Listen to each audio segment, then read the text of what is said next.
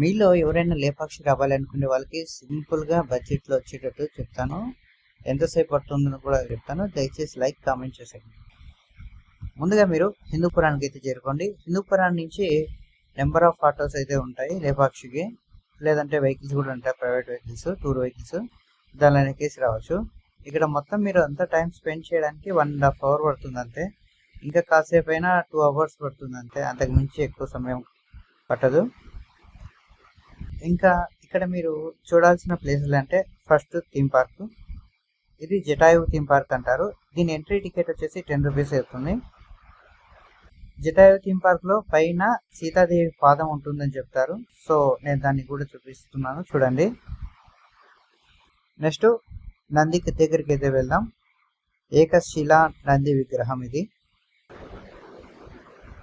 ఇప్పుడు ఈ నంది విగ్రహాన్ని కూడా చూసుకొని నెక్స్ట్ మనం దేవాలయానికి అయితే వెళ్దాం, రండి. దేవాలయంలో వీరభద్ర స్వామి దర్శించుకొని మొత్తం దేవాలయం చుట్టూ తిరిగేసి వద్దామని వెళ్తున్నాం. దానిలోనే మనకు హనుమంతుని యొక్క పాదాలు కనపడతాయి.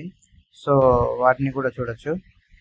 అలాగే శివలింగము మెయిన్ ఇంపార్టెంట్, ఇక్కడ వచ్చిన వాళ్ళు ఖచ్చితంగా చూస్తారు. అలాగే ఇక్కడ సంగీత మండపాలు మిగతా ఇవి చాలానే ఉన్నాయి. సో వీటన్నింటినీ కవర్ చేయడానికి 2 hours అయితే పడుతుంది, అంతకు మించి ఎక్కువ పడదు.